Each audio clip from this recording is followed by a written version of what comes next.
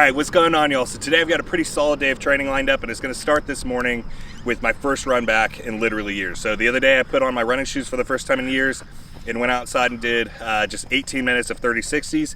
And then today's going to be my first actual legitimate few mile run where I'm just trying to go out and actually run some miles straight. Now I am going to keep this in heart rate zone that I want. I'm going to try to be at the top end of zone 2, so for me that's going to be 144 to 149 beats per minute. I am trying to make this some aerobic conditioning work.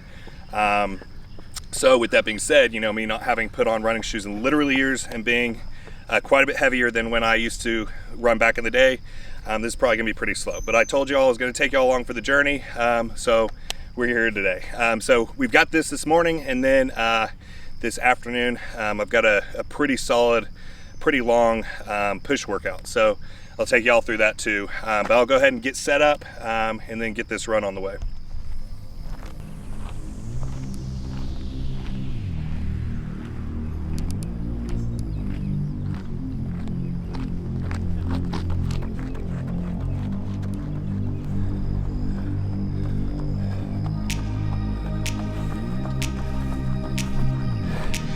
All right, we're a little bit over 2 laps in, and the heart rate's already jacked up. So we're already run walking.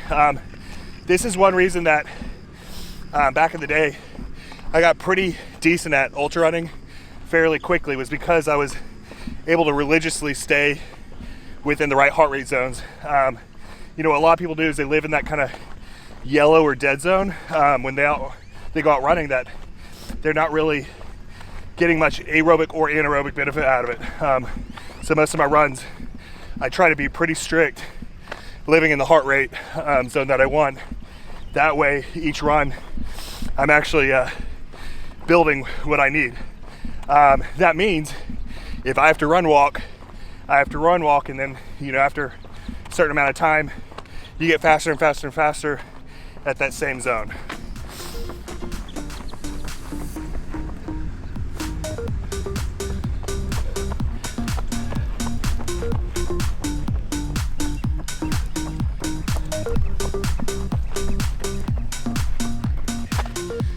How you feel? My calves are freaking on fire. Really? Yeah. And heart rate is like, I can run for like 30 seconds and it's jacked back up again. But like the pump is insane right now. You're doing amazing. Appreciate it, baby. Where are it you feels at? good being back. Good.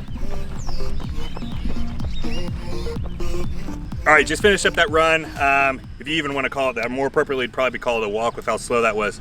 That was my definitely my slowest 3-mile run I've done in a long time. But the goal was to come out here and do 30 minutes, and I wanted to go ahead and extend it out to 3 miles. Did that in 36 minutes 59 seconds, so just over 12-15 minute mile pace. So this is a start. It's only progression. It's only up from here. And with that being said, the run hurt across the board. Calves were excruciatingly pumped by like lap 3, and then quads and hamstrings felt a little bit pumped too. The humidity, heat kept heart rate up. Not to mention, over the last several years, I've not run at all, and pretty much my whole sole focus has been, doing what I need to do as a pro bodybuilder. So my only cardio has really been lifts. So this is all going to be a progression. It's only up from here, and I'm stoked for it. That felt good. This is the first time in a minute kind of having this kind of feeling post-run. So definitely excited for it, definitely looking forward to it. But now I'm starving, so I'm kind of thinking we should roll up and get some breakfast tacos. All right, we came here to Torchy's Tacos. We've got a couple spots downtown Austin that, in my opinion, have the best street tacos around here, but Torchy's is a definitely an Austin staple. And up north, up in like Round Rock, Georgetown area where we're at, Torchy's is definitely one of the better taco spots. So I've got Amigas, I've got a Wrangler, and then I've got a Ranch Hand. So I've got a bunch of egg, cheese, and beef. So I know I talked to y'all on the run about the importance of living in that heart rate zone. Even if that means you're going way slower than you'd like, and it's humbling. You're having to possibly walk like I did today, or just go a lot slower than what you're used to. But that's what it takes to essentially improve. A lot of times with fitness, and I'm not just talking running here, going to bring this back to bodybuilding too. With fitness, most people out there, and the vast majority of people I see, do things in the most inefficient way because that's what looks right or that's what everybody else is doing. So take running, for example. Running, 90% of plus people that go out and run, the reason they don't like running is because they're living in that yellow zone, that dead zone. So zone 2, the green zone, that's aerobic. That's where you're really building that aerobic base. When you're doing, say, sprint workouts, that really high intensity stuff, that's anaerobic. That's the red zone. You want to do most of your runs in the aerobic zone, a few runs maybe in the anaerobic zone if you're working on speed or your anaerobic fitness. The yellow zone's in between those, and that's where you're not really getting a lot of benefit either way, aerobically or anaerobically, and that's where most people live. Most people live in that heart rate zone that's just over zone 2, so it's not conversational pace. It's a little bit more difficult than that, but it's not quite anaerobic. This also applies to bodybuilding. You know, I see so many people out there that essentially they don't follow the most efficient way to be a bodybuilder, to put on muscle, lose fat, all of that. I've talked about this in so many other videos of, you know, the importance of really learning high intensity training, maybe doing lower volume than what you're used to. There's a whole talk I can go into this on, you know, doing things the most efficient way as a bodybuilder or say as a runner. But the point here is if you want to go fast in fitness, in whatever modality you're doing, first you got to come up with the most effective and efficient plan. So when I decided my goal was to become a pro bodybuilder, basically I had finished my last 50-mile run. That was, I guess, 3 to 4 years ago now. I finished that run, and pretty much that next week I made the very hard decision that my goal was going to become a pro bodybuilder. So from then on, what I did is the next week I studied not just men's physique guys, I studied all the way up to open pro bodybuilders, the common denominators of what the top guys were doing. So what was separating them from everybody else? So the first thing I did was really study the training. And the way the guys at the top train is so different than how you see pretty much everybody else in the gym train, how you see, you know, the free plans on bodybuilding.com, and just how most people go about, you know, that high volume training. I really learned how to appropriately train and then how to eat, all of that. So then what I did is I laid out the plan, and then this is the main point here, whether it's running, whether it's bodybuilding, whatever modality you're going into, you gotta live like a robot. So this is where most people fail. You know, a lot of people come up with the right plan or learn how to effectively train, but then, you know, one day they might be close to 100% on, and then the next day they might be, you know, only at 70% of nailing what they need to do. When I'm saying like live like a robot, I'm saying make every day as close to 100% perfect as possible across the board, from diet to training to recovery. Make sure that you are on every day as close to 100% as possible. And if you do that, you will go so much further, so much faster than everybody else out there. Because most people out there can't live that consistently, and they can't live like robots, especially when it comes to the diet. So when it comes to the diet, you know, if it's not on the plan, are you going to eat it? So like today I've got a more of a fun day of eating, but this is my one day a week that I do that. The rest of the week is very regimented, and I don't deviate. So that's the whole point here, is if you want to go fast and you want to go far, you want to first go ahead and find the most effective, efficient plan, and then live that plan every day as close to 100%, live like a robot, and you will do that. But that's my biggest piece of advice if you're wanting to achieve a really big goal, especially in fitness, really quickly.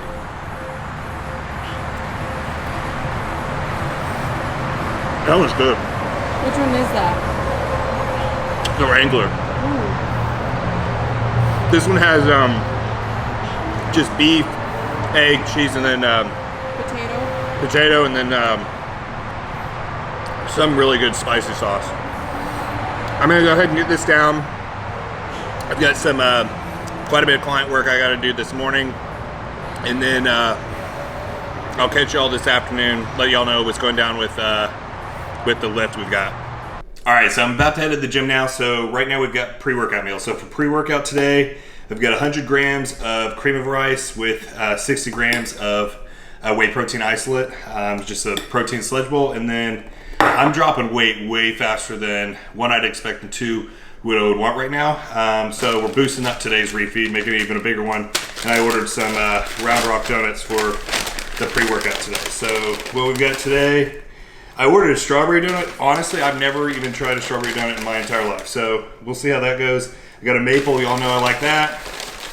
Chocolate, and then just their original glaze. So I'm gonna put down these 4 donuts, this cream of rice. This should definitely help a little bit, but to give you all kind of a perspective, I just weighed myself. I've had the Torchy's tacos from this morning. I had a chicken and rice meal, and right now I'm lighter than my fasted weight was yesterday morning, and I'm barely up from this morning. So I've got to save some of this weight. I am cutting right now, so I do want the weight coming down, and it has been coming down for quite a while at a pretty sustainable rate. But you know, right now on these Monday refeeds that I've been refeeding back, they're having to be bigger and bigger and bigger because I'm just dropping off right now. So we're gonna go ahead and put this down, and then I'll catch y'all on the way to the gym and tell y'all what we're hitting today. All right, we just pulled into the gym here. So today I've got a push day. So I'm doing chest, shoulders, and tries. So how I've got it laid out today, I'm doing Panada incline plate loaded press. I've got 3 sets of that. Then I'm gonna move over to hammer strength flat press. 3 sets of that. Then I'm either gonna do pec deck or cable flies for 3 sets, and that'll finish off chest. And then for shoulders, I'll start with Arsenal standing laterals. That's a killer laterals machine. I'll do that 3 sets. I'll do a plate loaded shoulder press for 2 sets, and then I'll finish shoulders off with 3 sets of a seated laterals machine. So you know, I like to really hit the side delts with laterals on shoulders day. So then triceps, I'll move over to a dip machine, a plate load dip machine, and I'll do that for 3 sets, and then I'll finish triceps off with 3 sets of cable tricep pushdown. And then after that, today I do have abs, but I'll save that whole routine for another video. I'll give y'all my whole ab routine with, you know, how often to hit them and all of that in a separate video. But we're gonna go ahead and hit this workout. We've got a killer cheat meal lined up for this evening. So today's been already a killer day of eating, but I'm really excited for dinner tonight. I've not had what we're having tonight in a long time. So gonna get in here, crush this workout, and then I'll catch you guys in a bit.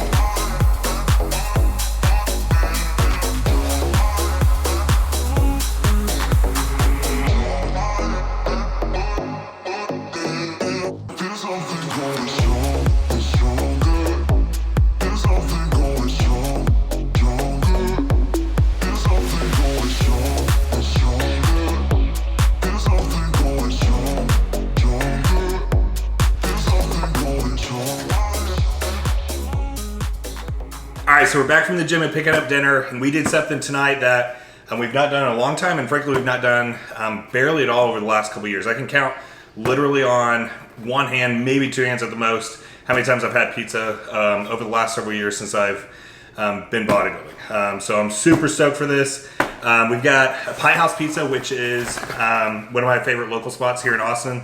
We've got a Hawaiian pizza, and then I always add jalapenos to a Hawaiian. And then we did Papa John's. Both of us have been craving a thin crust too, so we did Papa John's thin crust, same thing. We did Hawaiian with jalapenos. We kind of wanted to taste test the difference between the two. Jacqueline had her first Hawaiian pizza with me back last, like fall? Back in North Dakota? Yeah. Yeah, so she had her first Hawaiian pizza not that long ago and fell in love with it, especially with the jalapenos. I know I'm going to get shit for eating Hawaiian, but this is the best pizza. You got the Canadian bacon, which is salty. You got the pineapple, which is sweet. And then you got jalapenos, which is spice. So it's the perfect bite. So you're going to get into this, baby? Yes, I want to try Pint House Yeah, first. let's do it. She's never had Pint House, so I'm pretty excited for this. This is one of my favorite. Back to when I was in my ultra running days and I was drinking a lot more beer and everything. They have my favorite beer, which is Electric Jellyfish. Good. Mm-hmm. Yeah. Wow. Yeah, that's good.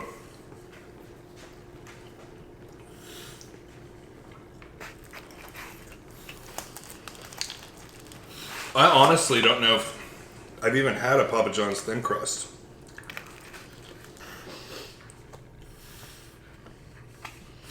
That's good too. Has some help. There we go. Ooh, that is good.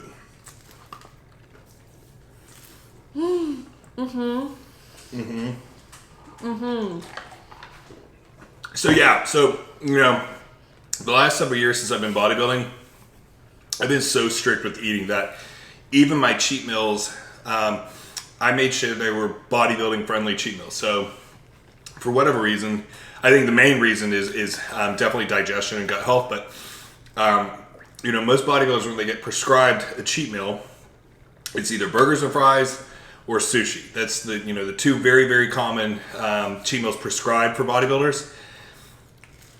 At the end of the day, you plug this in. This is very, very similar macros to even a burger and fries. So you can still have your pizza and look and perform as a bodybuilder too. Just has to be in moderation, obviously, with cheat meals. But my point here is don't do what I did and completely restrict yourself from foods. Unless it's that season where you're in prep or something like that. Go ahead and enjoy the foods you like, because I have restricted myself on pizza for the last several years, and I absolutely love pizza. So you can absolutely have your pizza and look like a bodybuilder.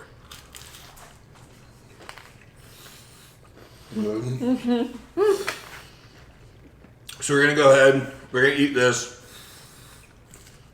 She's never seen Nacho Libre with Jack Black, so we're gonna eat this. Watch Nacho Libre tonight. I think for dessert, I'm gonna have this gelato they make here in Austin. They've got a coffee, cookies, and cream. So this is probably what I'm gonna be doing for dessert. And that'll wrap up today. So, today's been a really good day. Definitely feel tired, but overall feel great. For me being in a cut right now, and I've been in a cut for a minute, and in dropping weight, there are the kind of lower energy moments, but overall I'm feeling great. And I'm feeling really good adding back some more fun cardio stuff. So especially with these runs, I'm stoked and I'm feeling great and I'm absolutely loving it. So definitely excited to keep continuing this on. If you guys enjoyed this video, definitely go ahead, smash that like button down below. Definitely leave any comments or questions. Hit subscribe if you haven't already, and be happy, be positive, be powerful, and have a great rest of your day.